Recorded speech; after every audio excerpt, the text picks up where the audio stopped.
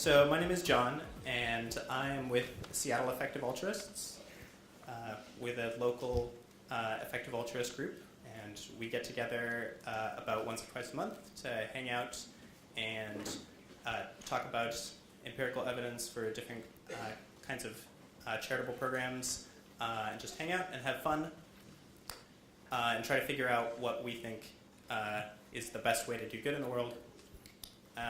And also to push ourselves, push each other, nudge each other gently in trying to do a little bit better every year, maybe donating a little bit more or doing a little bit more research every year, and always trying to be improving. Anyway, we have lots of fun, and we're hosting a discussion, like a small group discussion, like we'll split off into small groups and talk about the things that Peter's going to talk about in a minute. And about effective altruism in general. And I invite you all to join us. Thank you.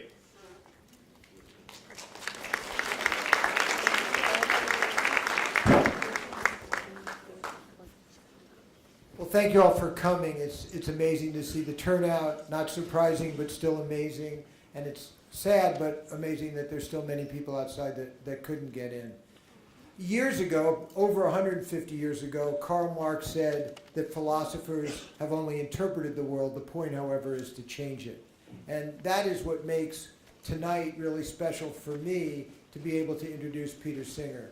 I have the privilege of working with Peter for several years now. I'm the executive director of The Life You Can Save, which is a charity that was based on Peter Singer's book. And I wrote Peter an email a long time ago, and we connected, and I've been working with Peter. I've had a lot of bosses over the years, but none as rational and easy to work with as Peter. So it's great, and we really are excited to be a part of this amazing movement. Peter has done work for a long time that has really lighted this movement. As far back as 1972, he was writing in ways that started embers that have turned into a fire and have sparked a lot of giving.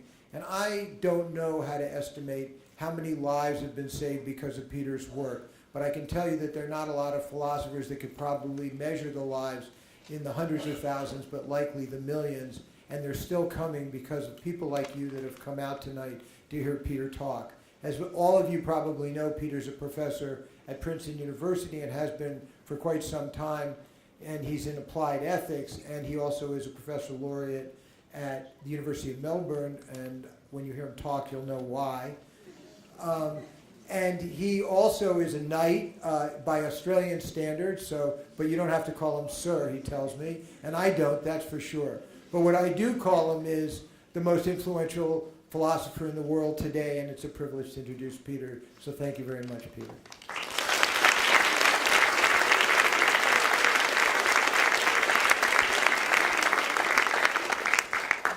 Thank you very much, Charlie, and I won't tell your other bosses what you said about them. And those of you who are interested also, I'm certainly, if you're interested in the effective altruism group that John mentioned, do get in touch with him. But if you're interested in The Life You Can Save, Charlie will also be around afterwards. So let me get this attached. Okay. And so I hope you will get in. If you're interested in getting involved in that, you can do that as well. Good. So I want to tell you a little bit about what effective altruism is. And if we could have the next slide, please. The remote, we discovered, doesn't work over the distance between here and there. So I'm going to have to do that. So this is the Wikipedia definition, which has only been around a couple of years. There's only been a Wikipedia effective altruism page for a couple of years because effective altruism is quite a new movement. It's really an emerging movement. Sounds like it's varying a bit. It's cutting in and out, is it? Okay, maybe I need to go. It's still cutting in and out, even if I hold it close? Okay. I think the batteries were good. Let me see what's happening here. Put that in there. Or let's see whether it keeps doing it. Maybe it's sounding a little bit better now. Sounds better to me. Yeah, good. Okay.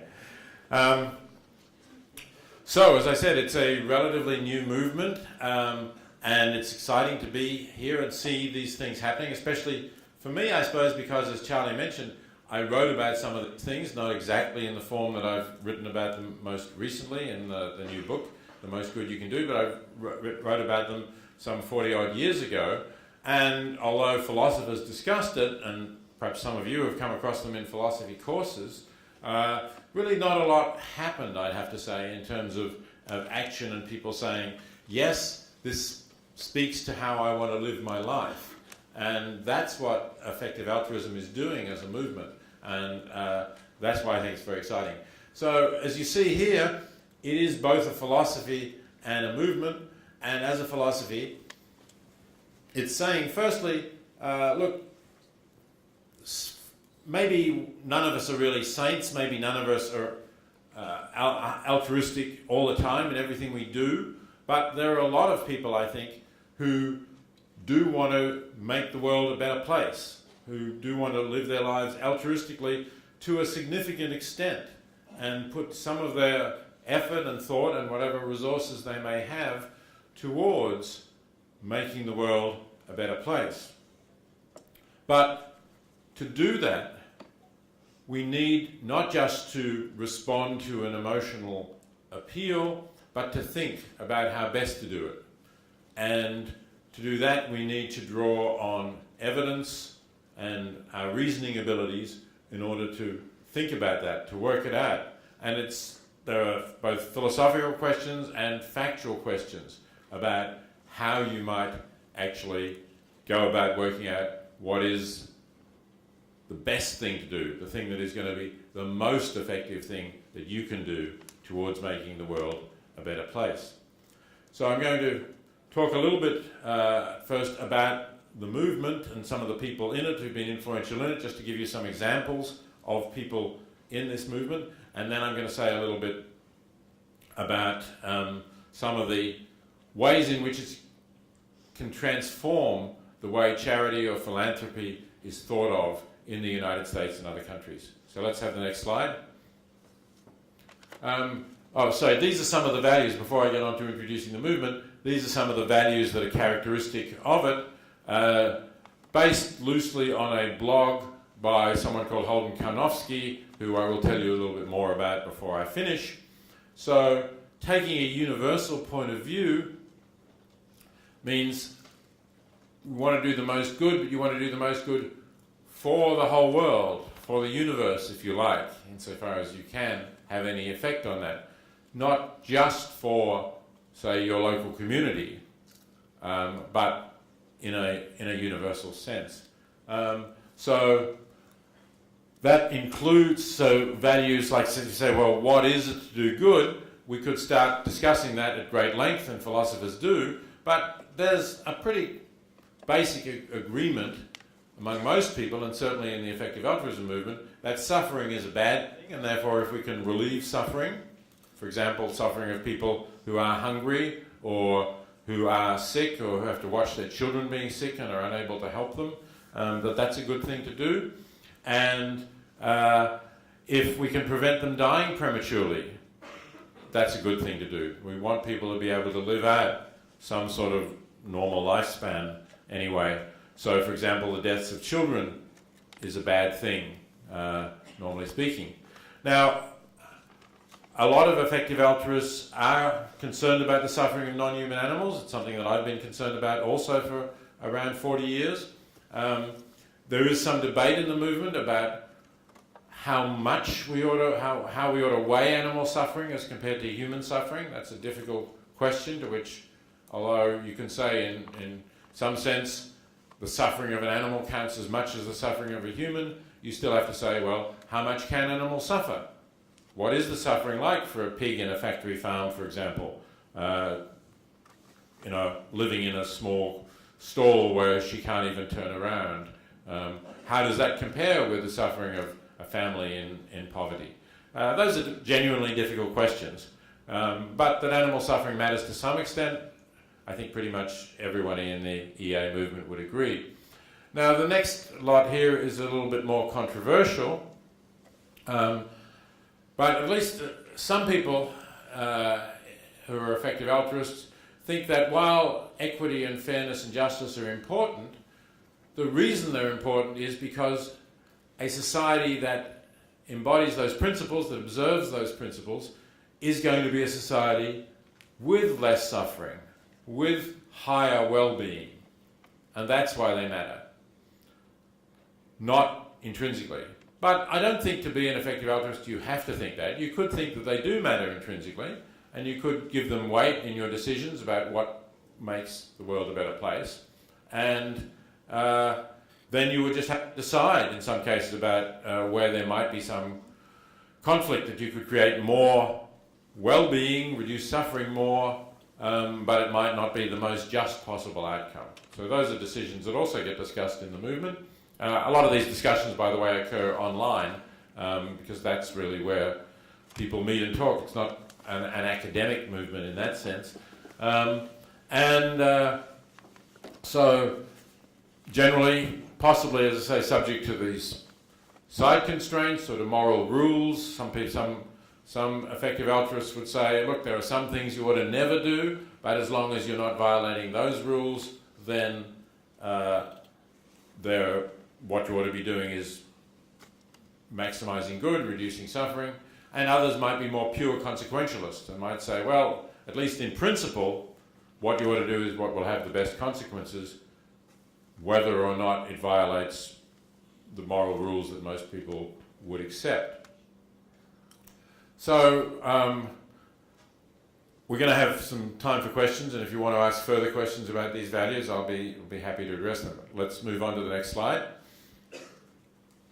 And this is, I'll maybe go hastily over this because I want to make sure we have time for questions. This is the view of a leading 19th century utilitarian philosopher about what it is to take this universal point of view. Henry Sidgwick talks about taking the point of view of the universe. He doesn't really think the universe has a point of view, which is why there's this parenthetical, if I may say so. But he essentially thinks that anybody who really understands the nature of the world and thinks about their place in it should be able to see that their own welfare doesn't really matter more than the welfare of anyone else elsewhere in the world, as long as they can, for example, suffer to the same degree or enjoy their life to the same degree. And that's, I think, a way of expressing what is a common belief among effective altruists, that in that important sense, we're all equal. We all matter equally. Next. So, to go to some of the people in the effective altruist movement, here's someone who I think was very influential in really setting up the first effective altruist group, at least that I'm aware of. Toby Ord was a graduate student in philosophy at Oxford at the time. He's now a research fellow. And he was heading for an academic career. He was living on a studentship at about, I think, £14,000 a year, which I guess is about $20,000. And he felt that he had enough. He felt he was quite happy with that kind of income, that he could live perfectly comfortably and didn't really need a lot more. But he realized that, assuming he was successful in becoming an academic and eventually perhaps becoming a professor, he would be earning quite a lot more. So he decided that this would mean that he could, if he chose, give away quite a lot of money throughout his life. And being a mathematical kind of person as well as a philosopher, he calculated how much he was likely to earn over the course of his career and how much he really would need to live on of that, assuming something like his graduate studentship adjusted for cost of living, of course, and how much that would leave him then to give away. And I think, if I remember rightly, it was about £1.5 million in the terms in dollars or pounds of a few years ago when he did this. And then he looked at the cost of things that can be done that will benefit people. The example he chose was preventing people becoming blind or curing people who are blind, where they have rather simple curable conditions like a cataract. There's really probably nobody in the United States who's blind because they have a cataract, because either they can easily afford to get it treated, or they can't afford it, they can get it on Medicare if they're over 65 or Medicaid if they're poor. But in developing countries, there are millions of people who are blind because they have cataracts. And there are also millions of people who become blind from preventable causes. And this has been shown to be something that's pretty inexpensive to treat. So Toby got a figure for this, divided it into the £1.5 million, and calculated that he could restore sight or prevent blindness in 80,000 people with the amount of money that he would be able to afford to give away, just as an academic, right? Not working in the finance sector or anything high-flying like that. So he thought this was very impressive and that this is what he ought to do, and he therefore took this pledge to live on a modest amount and give the rest away. But he also thought other people ought to know about this. So he founded an organization called Giving What We Can, and that's now going and has various chapters around the world, and is essentially telling people about what they can do and encouraging people to think about doing something significant about this. Next slide, please. Toby was assisted in setting this up by Will McCaskill, who you see here, who also has a background in philosophy, and in fact is also now graduated, is a research fellow at Cambridge, and will shortly become take a permanent position at Oxford University. So Will, I mentioned here for a couple of reasons. One is he founded a website called 80,000 Hours, which I'll tell you more about in the next slide. And secondly, he's got a book coming out this year as well.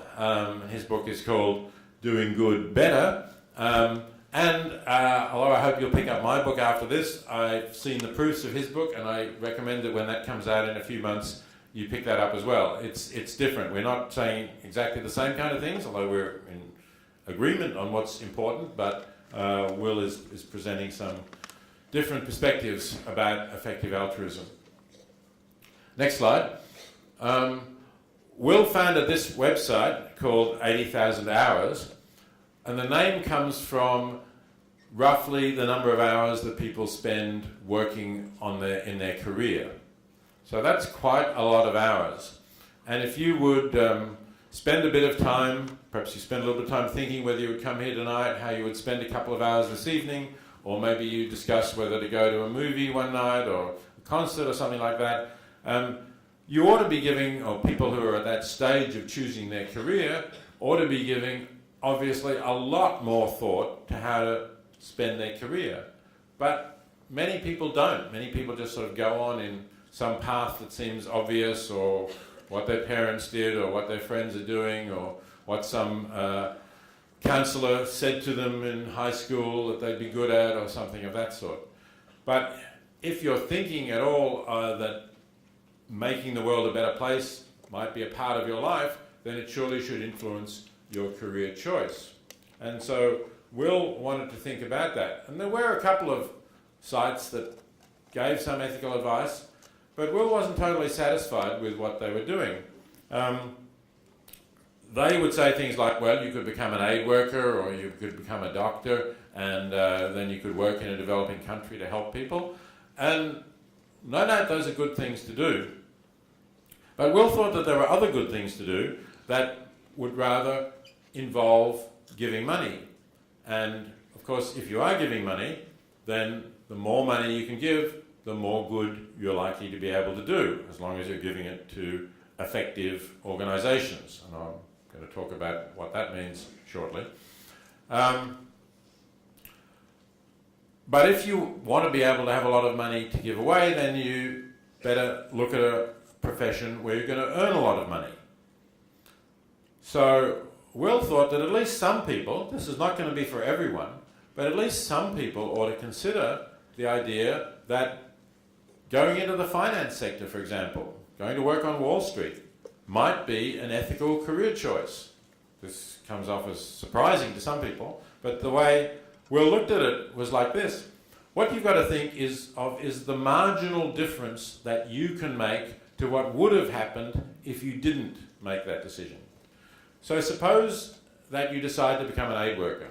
we've got a number of people from Oxfam here, which I think is an excellent aid organisation. Suppose you decided, you saw a job advertised by Oxfam, you decided to apply for that, and that was what you're going to do. Well, Oxfam is a well-known organisation, and I think a lot of people know it's a good organisation to work for, so there'll be quite a number of well-qualified applicants for that job. Let's say that you get the job. You're the best qualified applicant. How much good have you done by getting that job and working for Oxfam? Not everything you do in that job, because if you hadn't got the job, the second best applicant would have got the job. So the good that you really do is just the marginal difference between what you were going to do and what the second best applicant would be able to do.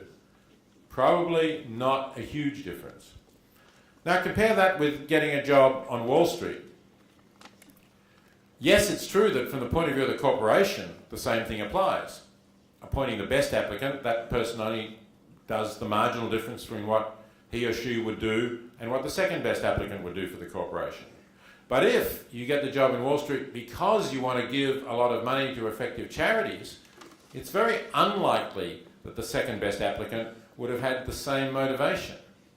So all of the money that flows to effective charities because you took that job would not have flown to effective charities at all if you hadn't taken it.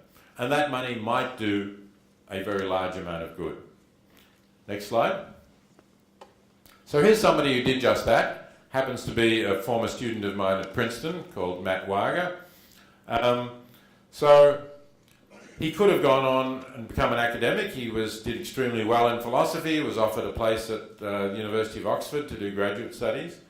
But he decided, not particularly because of my influence, maybe it contributed a bit, but also from talking to other people around the area interested in effective altruism, he decided that he would take a job at Wall Street. And he did get a very good job at Wall Street. He has a math background as well, which probably helped.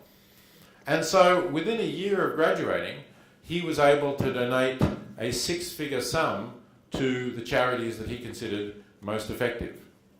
And I think, you know, it's been a great choice. I think he's done that every year since. I think it's about 3 to 4 years out now. So I think he's doing an immense amount of good. Now, not everyone is going to be suited for this. Some people might find the lifestyle corrupting, I guess, and might, you know, working with other people who drive Porsches or Maseratis or something might want to do the same.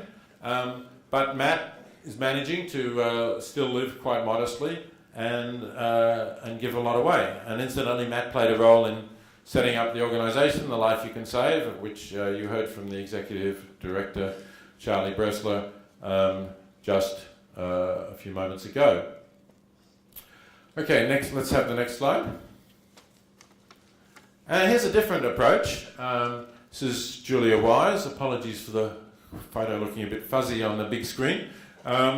So Julia, sort of independently, apparently she sort of held this view for even as a teenager. She thought that given that there's such poverty in the world, she should share her fortune with people who are living in poverty.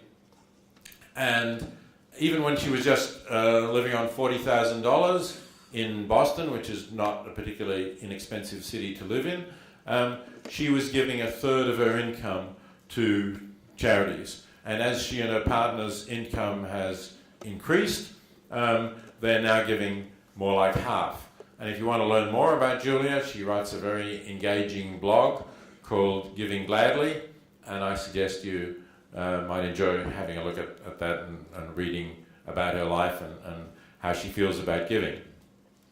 Next.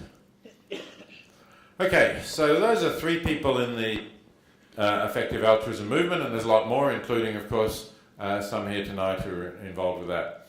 But I want to now get to the bit about how this should change our thinking about philanthropy or charity in the United States.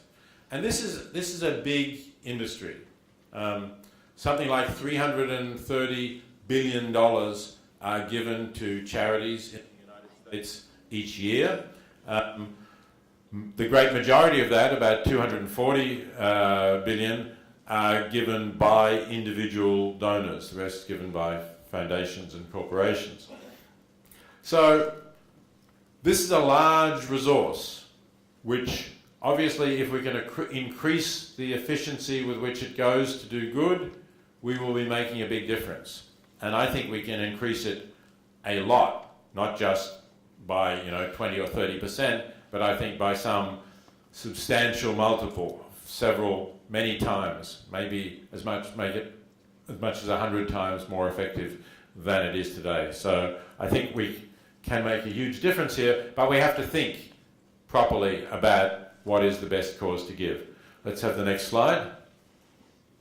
So I've chosen as an example of what I think is the flawed thinking that prevails in the charitable sector, Rockefeller Philanthropy Advisors, one of the biggest advising groups. So they advise generally wealthy people who are interested in what to do with their wealth and interested in philanthropy, giving to charity, but not quite sure how best to do it. So it's one of the big organisations, and you can find on their website this philanthropy roadmap, which says giving away money is simple, giving away money effectively is an entirely different matter. I agree with that. They've got that part of it right. But I think then, as you'll see, what it is to give money effectively, they get wrong. Let's have a look at the next slide. This is just going into more detail on the website. You'll find this little brochure, Finding Your Focus in Philanthropy. Next. So here's how they picture the field of philanthropy, which I think has got some problems in itself, just showing you the different sectors. One thing that concerned me with my interest in animal welfare and what we can do to reduce animal suffering is where exactly does that fit into this picture? Very hard to see any of these categories. Suppose, for example, that I think that factory farming is a bad thing, as I certainly do, and I want to reduce the suffering caused by factory farming.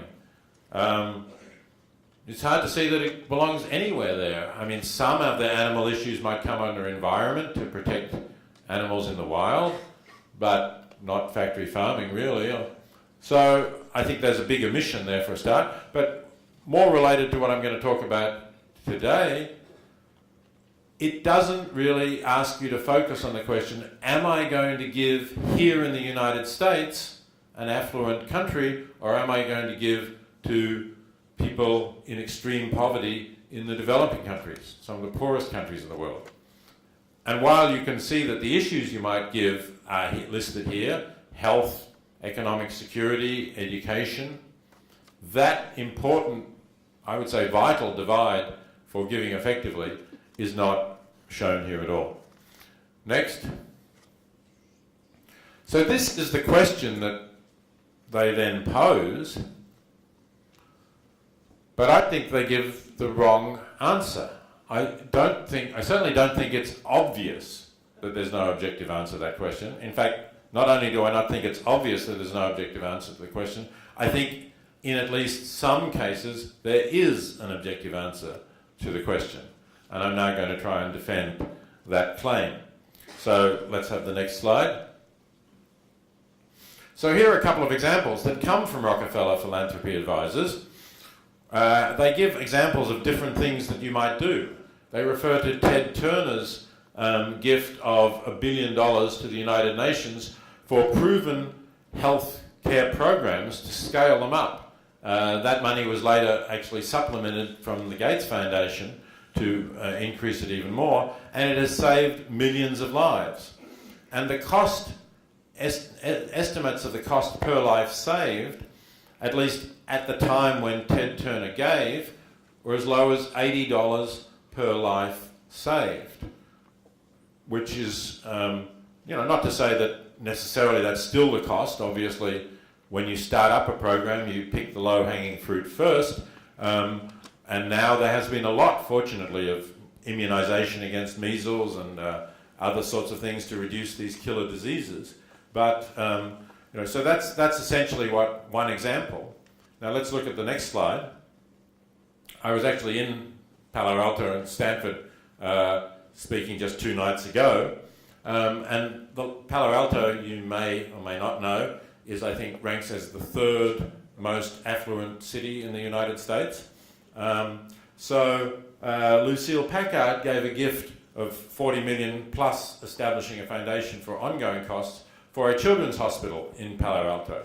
Well, it's good to have children's hospitals, obviously, but medicine in the United States is expensive and it saves lives, does things at high cost, because we don't have these diseases like measles and diarrhea and malaria killing people in the United States. Basically, the things that kill people, especially children, are much rarer things that are much more difficult to treat. Or they're things like this example here of separating conjoined twins. A good thing that they can be separated, but at very high cost. So if we're thinking about how to make our charity effective, would we rather save a life at $80, or you can do the math, I'll leave it to you, how many lives you could save for whatever this is, whether it's 1 million or 2 million, or plus the support from Mending Kids internationally, perhaps even a bit more. You think how many lives you can save for that, or would you rather separate one pair of conjoined twins? Is it obvious that there's no objective answer to what's the better thing to do of those? I don't think it's obvious at all. Next slide. And here's another example that was just in the papers a week or two ago. David Geffen, who is an entertainment mogul, if you ever see that DreamWorks logo on a movie, that was one of his companies, has given $100 million to the Lincoln Center in New York to renovate what used to be called Avery Fisher Concert Hall. I'll leave it you to guess what it's going to be called now. And that's incidentally only 1/5 of the cost of renovating it. The Lincoln Center says they're going to need $500 million to renovate the concert hall. So again, I would say, I think, while it's nice that affluent Manhattanites and others who visit New York can have a beautifully renovated new concert hall, how can you compare that with the number of lives that could be saved, or go back to Toby Ord's calculations, the number of people whose blindness could be cured, for $100 million. Let's say at least a million people. $100 is not a bad estimate of what you can do. Some of the organisations like Saver that we recommend on the website of The Life You Can Save say $50 is the additional marginal cost of each operation they perform to overcome someone's blindness. So maybe it's 2 million people whose sight could be saved. Anyway, the figures are going to be somewhere very large figures. So I think it's obvious that some causes are objectively better than others. Next slide. So here's one of the alternatives, by the way. I've talked about cataract surgery, which cures blindness that exists, but the other option is treating trachoma, which is a microorganism that gets in the eyes of children, young people in developing countries. It works very slowly over many years. They don't go blind at that age. Their vision will slowly blur over a period of about 15 years, and after that they'll go completely blind. And it's very inexpensive to treat. These children are lining up for a preventative treatment, which is very inexpensive, and the cost per case of blindness averted has also been calculated as being somewhere between 25 and perhaps $100. So that's again something that seems to me clearly a much better thing to do than the examples I've given you. Next. This is actually a quote that I take because it's the sort of thing that I've been hearing over the years, and then Nicholas Kristof wrote a column about Matt Wager and about my book in last Sunday's New York Times, and among the comments that people put online was this thing which expressed very nicely, I don't know who Evan is, expressed very nicely this view that I often hear when I say things like, we shouldn't give to concert halls, or perhaps some of the new wings for art galleries or museums is not the best use of our money. And then people say, well, why can't we do both? It's a false choice, he's saying. But I don't know if you have a bank account that enables you to write a check for all of your money in the account to, let's say, the arts, and then enables you to write another check for all of your money in the account, the same amount, to, let's say, curing blindness, but my bank won't let me do that. So I do have a choice. I can only write a check for the amount of money I have in the bank once. And so I think that, you could of course split it, but if you split it, then you're still giving less. And as long as the need is there, as long as there are still more people who are blind and whose blindness can be cured, or more children dying from preventable diseases that with more resources we could prevent, then by giving half of what you're giving to the arts, let's say, you're effectively saying, well, there will be some children dying or some people who remain blind who my resources could have saved or cured, but they're not going to be saved or cured because I'm giving to the arts. So I don't think we can actually avoid making that tough decision. Next. All right, I want to talk a little bit now about measuring the effectiveness of charities. This was sort of rather general about can we choose between causes, and as I say, I think we can. Although I admit there are some choices I haven't talked about that are more difficult, and you can raise them in question time shortly. Just making sure we've still got time for questions. So I'm going to be rather brief here. So how do we measure effectiveness of charities? Let's have the next slide. This is the website of GiveWell, which is a relatively new organisation, co-founded by Holden Karnofsky, whose values I showed in the second slide, which evaluates a lot of charities. And as you can see from this graph here, it's evaluated quite a lot and only recommending quite a small number. That doesn't mean that it's decided that most charities are bad, that they don't do any good, that they're frauds or something like that. It's rather that it has very rigorous standards of evidence and is finding that most charities are not able to produce evidence that meets their rigorous standards. So they're saying, if you want to be highly confident that your donation will be very effective, give it to those charities that have been able to produce really good evidence, like randomized controlled trials of what they're doing as compared to not doing anything in a particular area. And I'll talk about some examples.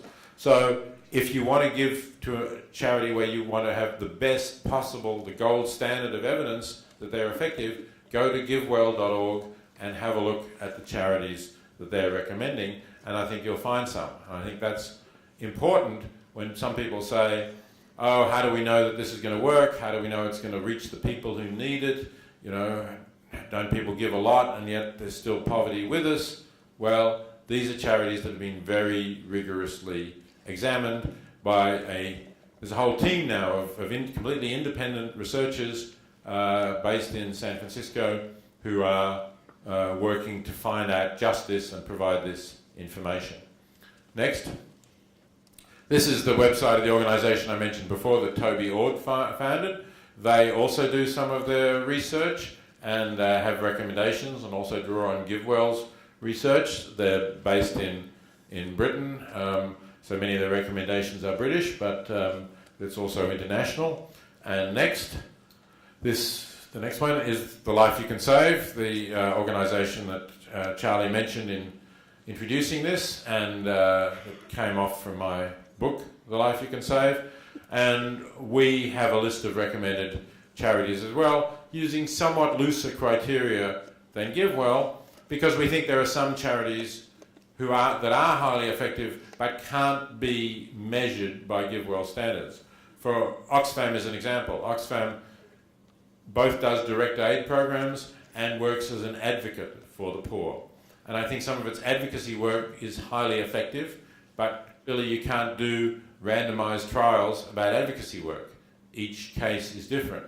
And it's not that easy to attribute if there is some change that maybe will benefit very large numbers of people in extreme poverty. A change perhaps in US aid policy, and there are some Oxfam people who are working things like that to get, at the moment, talking to John here, working to change the law that requires US food aid to be shipped in US flag-bearing ships which is a highly inefficient way of doing it, but benefits the shipping industry. So if Oxfam can work to get that changed, there'll be a big payoff. And some people will say, well, you know, how critical was Oxfam's support for that? Might be very critical, but the payoff would be so big that even if you thought that Oxfam could only be attributed some fraction of the causation, it would still be very much a worthwhile activity. So that's why we include some organisations that GiveWell doesn't, like Oxfam, because we think that people ought to be able to make that kind of decision, that they're prepared to back something that looks good, even you know, of which there is evidence, but not the kind of evidence that GiveWell requires. And if you're interested in the Life You Can Save, Charlie, who introduced me, the executive director, who lives here in the Seattle area, will be around afterwards to, you can come and talk to her. Or you can just go online to the website, thelifeyoucansave.org, and contact us that way. Next. Okay, this is the last thing that I'm really going to round up with, and then we'll go to questions. A lot of people say, well, why do people do this? Why do I do this? Why would anyone do this? Some of them are sort of motivated by the idea, some of them ask the question from the sort of background of thinking, you know, are people really altruistic? And some of them you know, are just wondering what it is that actually moves people in this direction. So let's have the next slide. So here's a quote that I like from a book by a Canadian philosopher called Richard Keshen about self-esteem, reasonable self-esteem. And Keshen's thought here connects with that universal point of view that I referred to at the beginning of the talk. A reasonable person, Keshen argues, will recognize that there are other individuals in the world whose well-being matters, or whose well-being matters as much as theirs does, equally significant, as he says. And can you really have self-esteem if you're ignoring the well-being of others who are, you acknowledge are as significant as you are? And if you can't, then that maybe provides a way of understanding why at least some people want to act to recognize the significance of others, because psychologists tell us that self-esteem is something really important to our well-being.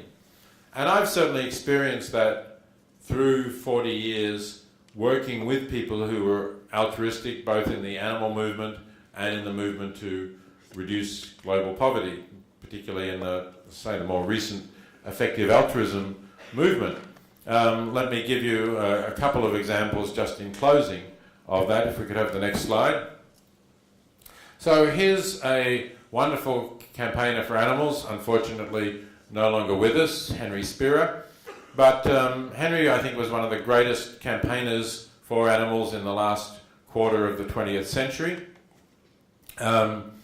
If you pick up a bottle of some kind of cosmetic or shampoo or whatever, and it says not tested on animals, then it's probably Henry's campaigning work against major organisations like Revlon and Avon and Bristol Myers that led them to abandon testing their cosmetics on animals. So millions of animals have been saved, real agony through his work.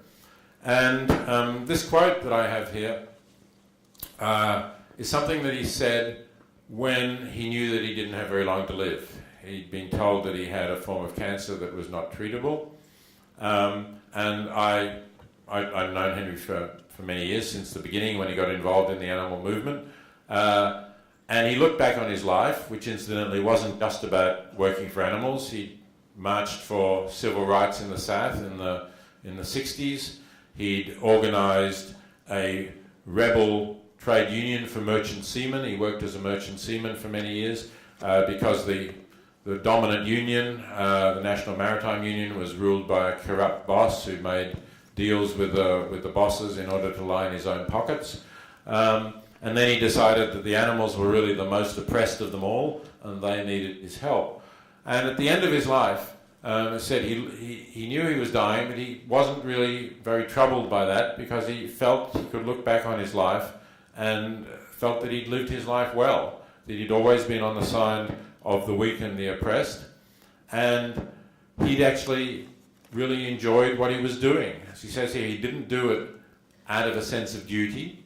He did it because he felt good when he did it. He enjoyed his life.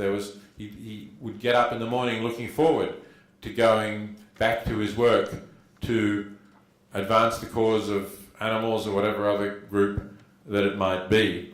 And he felt best, he said, when he's doing it well. And I think that is the right spirit with which people can go about these things and feel that they are giving more meaning to their lives, that by working for a cause that they really believe in, harmonizing their values and their practice, their lives have more fulfillment than they otherwise would.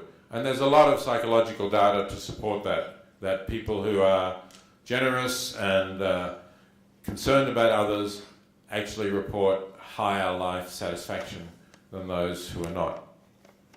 Next. And this is the last slide, in fact.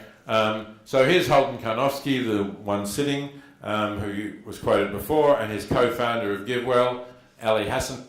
I showed this slide, incidentally, in Stanford 2 nights ago, and somebody who works for GiveWell in the audience said, you need to get a better slide of Ellie and Holden. They don't really look as sinister as that in real life. So I haven't had time to do that, but the next time I give this talk, we're going to have a more friendly picture of Ellie and Holden.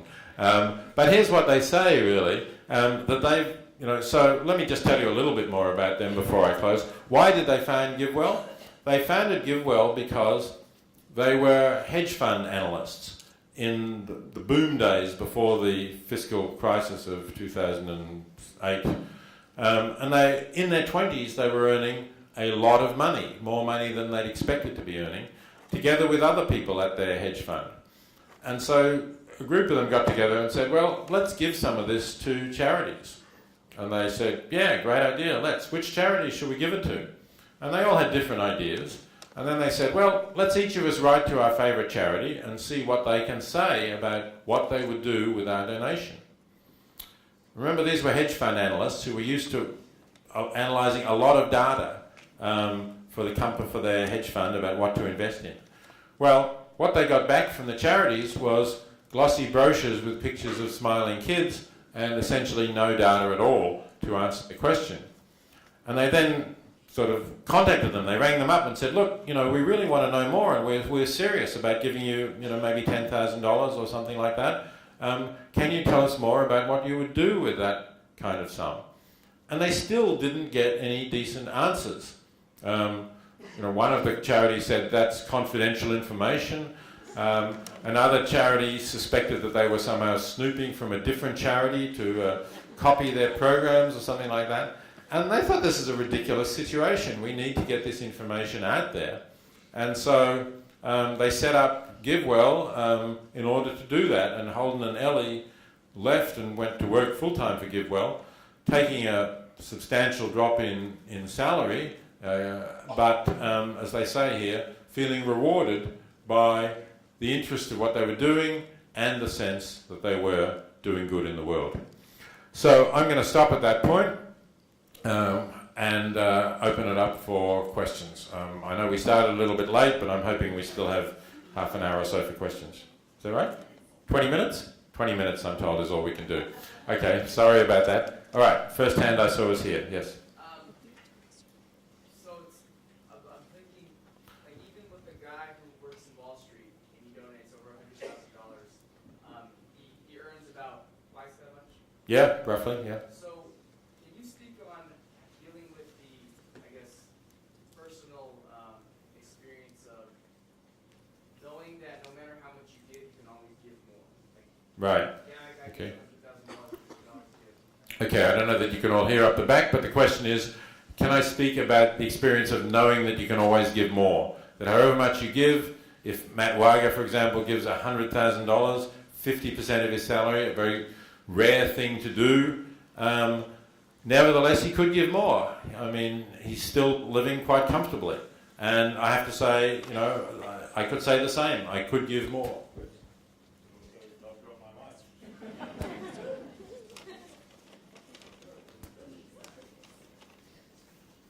Right. Okay, we've got it now. Yeah, so I'm in the same situation. I haven't cut back to the bare bones, and I could give more.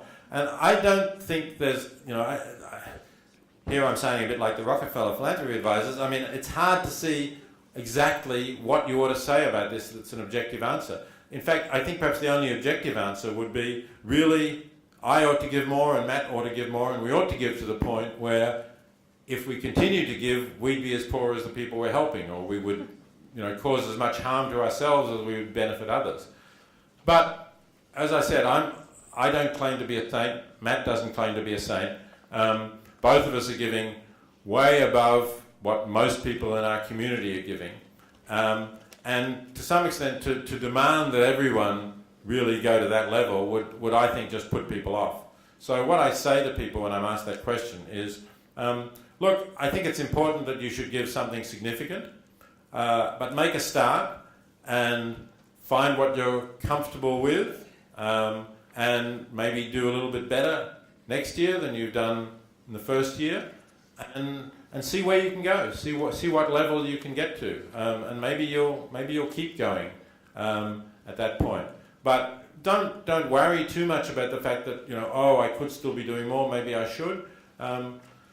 Think of that as an aspiration, but also think of the fact that you are doing a huge amount of good, and that you're setting an example. That's why I'm prepared to talk about what I give, and Matt's prepared to be public about this, because we realise that we need to change the standard in the community about what it's normal to do, what it is to live an ethical life, and in that way we need to boost it and keep raising that level.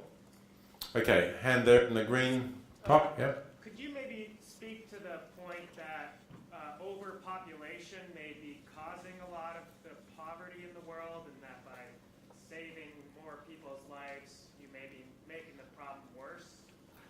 So look, I agree that clearly, ultimately, our capacity to support an increasing population is limited. It's hard to say exactly to what it's limited, because technology changes that. There were a lot of predictions in the 60s and 70s of a crash about world hunger because the world could not support the population then. In fact, it's more than doubled, and yet there are actually a smaller proportion of the population in poverty now than there was in 1970. A smaller proportion, much smaller proportion of children who die before their 5th birthday now than in 1970. So it's hard to say exactly what it is. And of course, if you're thinking about things like climate change and environmental impact, then we in the affluent countries are having an impact that is a big multiple of the impact that the poor are having. So I accept that we need to think about this issue, but I don't think letting children die is the way to deal with global population. In fact, the evidence suggests that improving people's standard of living, giving them more education, especially giving girls more education, is the way to reduce fertility. Most countries have gone through that demographic transition when people have had greater economic security, when they've known that if they only have a small family, it's still likely that they will have surviving adult children. Hello? Yeah. So I think those are the sorts of things that we need to do. We need to work in win-win ways that will both help existing people and in the future help to slow population growth until eventually it plateaus out. There's a hand there in the white. Yes, you? Yes, you in the white top. It seems like you're saying that people should be altruistic because it feels good. I'm wondering, do you think people are not morally obligated to being altruistic? I'm also wondering how you think we can convince the masses to be altruistic. And third, on your first slide, you said that you're concerned with well-being, and I'm wondering what you mean by well-being, because it seems like you're mainly concerned with like basic needs. I'm wondering about psychological and philosophical well-being. Yes, okay, there's a few questions there. What do I mean by well-being?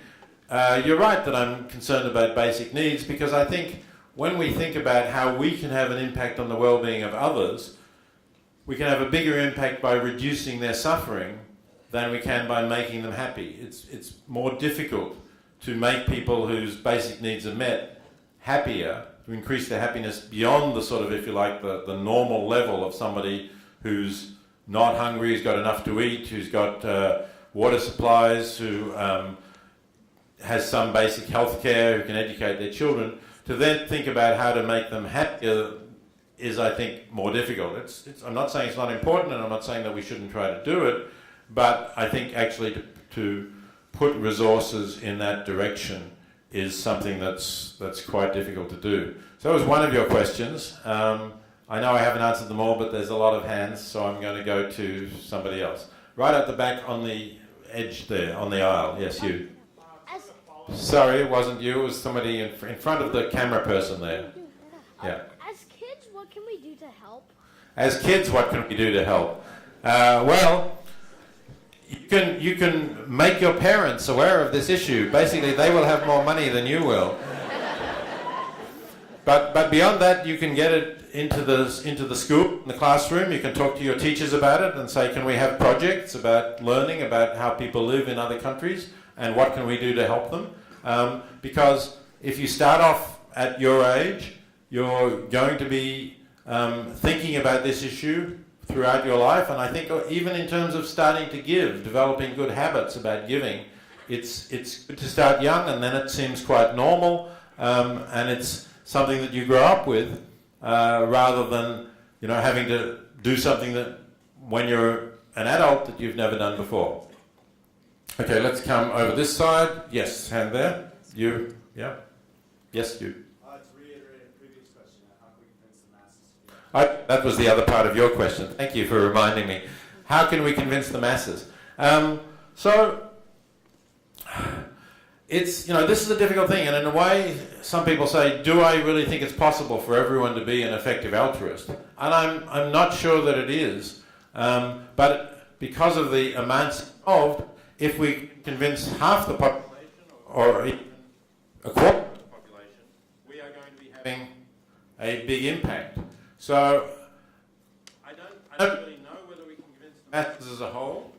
Let's try this again. Something's going wrong.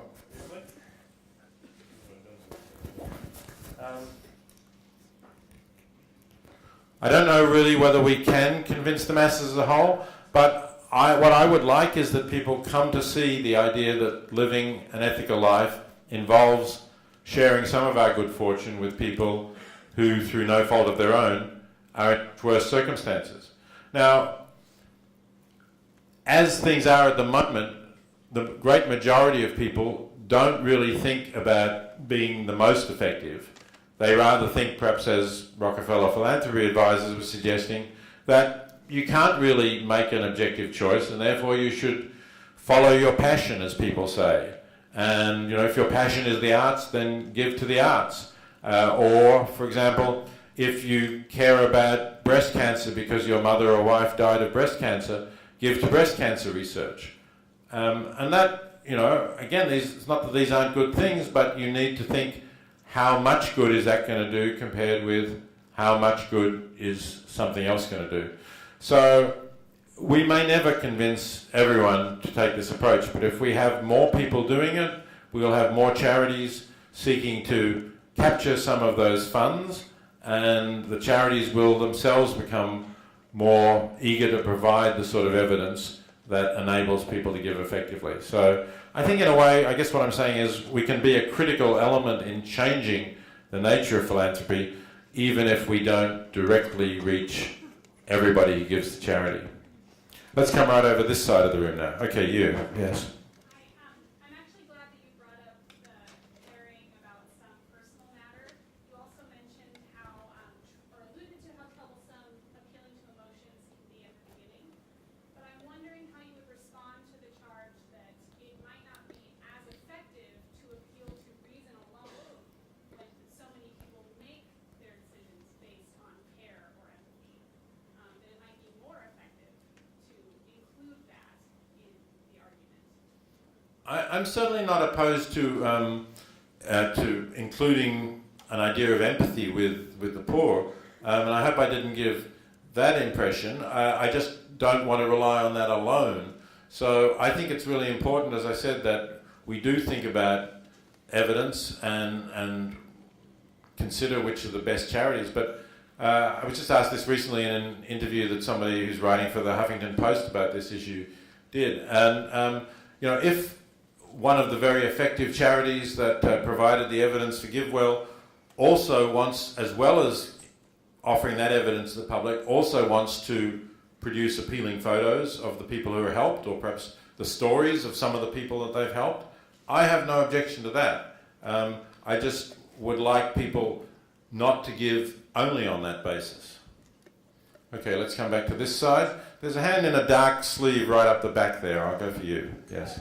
From 1999 to 2009, developed countries gave $1 trillion in aid to developing countries, while at the same time $8 trillion flowed out in illicit capital outflow, mostly as a result of trade mispricing by corporations. How would you respond to the idea that effective altruism, although it improves philanthropy, is still perhaps a band-aid solution on underlying structures that facilitate the existence of poverty? Good, you've obviously got a resonance there with a number of people in the audience. And I have to say, yeah, I'm very concerned about those kinds of problems, about illicit flows. You mentioned corporate illicit flows. There's also a lot of corruption that flows from through corrupt governments in some cases. Again, another Nicholas Kristof recent column about Angola talked about how rich some of the Angolan elite have become on oil revenues, while Angola has the highest child mortality in the world. So can we, is philanthropy a band-aid? Well, not necessarily. Philanthropy can do a whole lot of different things. If somebody has a strategy for trying to prevent corporations having those illicit flows, or trying to stop, for example, oil companies sort of basically cutting in the corrupt rulers of dictatorships like Angola, then I'm very happy to work with that, and I regard that as a form of philanthropy that has to show that it's effective by showing that there's a strategy that might succeed. And again, let me say, as I said with Oxfam's advocacy for the poor, a strategy does not have to have certainty that it will succeed. It's what effective altruists are interested in is expected value. That is, what is the payoff and what is the probability of achieving the payoff. If the payoff is very large, the probability can be quite low, and it still might be good value. So if we know how to achieve these ends, or we have a way in which we think we may be able to achieve those ends, these are causes that are definitely worth supporting. But obviously they're very difficult. I mean, I support people who are trying to do something about this in a variety of ways, but I also think that a lot of people can do good, and to call it a band-aid in a way is perhaps to be too negative about what band-aids do. We all use them when we're bleeding, and they're helpful, and we'd rather not do without them. And even if it turns out that we can't really, at least can't in the near future, deal with some of these large problems, these large structural problems, then let's at least save lives, reduce suffering, restore sight. They're important things to do for real existing people, and I don't think we should be too disparaging about those goals. All right, we'll come down the front here. Yeah. In Seattle, we see street people every day who ask for money and who appear to be in tremendous need for food and shelter. But I read that you don't give money to people on the street. Could you just... Okay, right. So the question is, how should we think about whether to help somebody on the street who has a little cardboard sign and a hat, a tin out there, and wants money? Let me just generalize this a little bit to poverty in the United States as compared to poverty in the developing world. The question is, there are a couple of different questions here.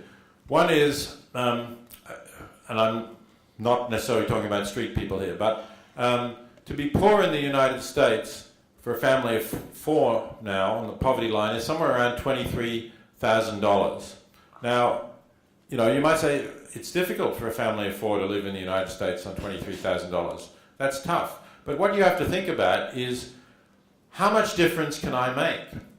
Suppose that I'm prepared to give a certain sum of money, and let's say that when I give, let's say I give $10,000, and that could be given to one family in the United States, or could be divided between 10 families, or it could be given to a number of families in extreme poverty in the developing world. Well, if I give money to a family on $23,000, let's say I decide to give them $1,000, I haven't really made a very dramatic difference to their lives, because that's, you know, that's an amount that they would have anyway every couple of weeks. But with that same $1,000, if I give it to a family in extreme poverty, that might be double their annual income.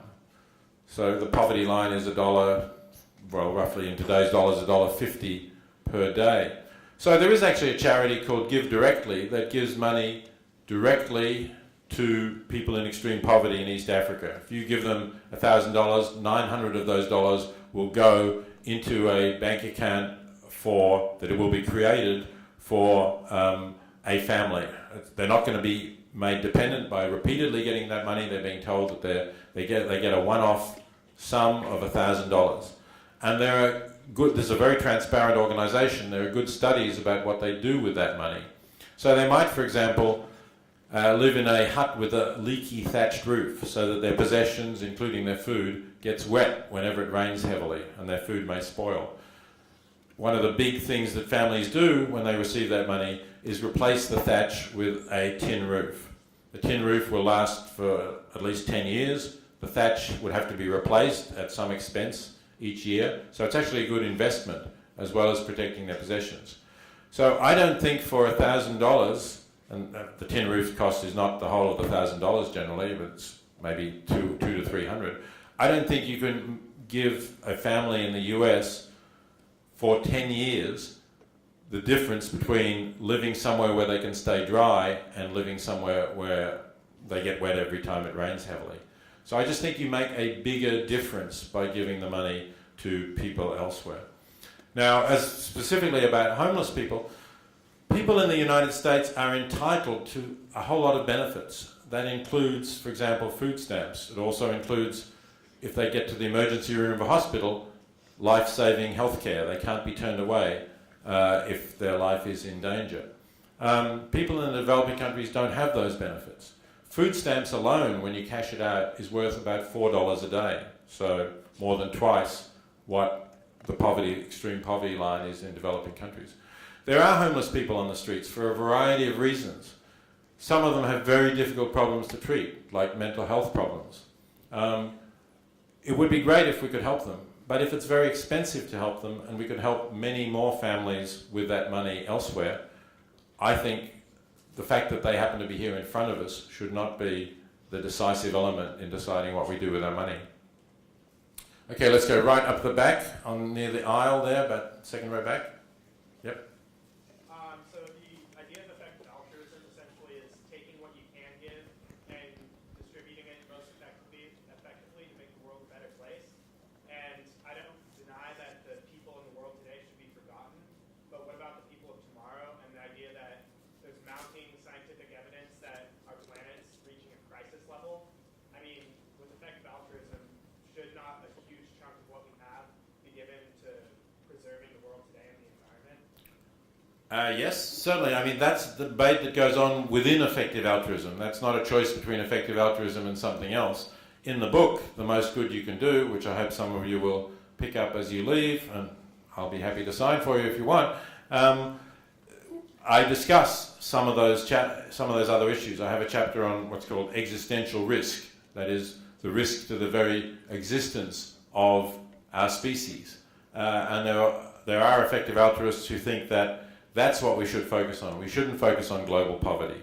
There are other effective altruists who think that, for example, climate change is the issue that we should be focusing on.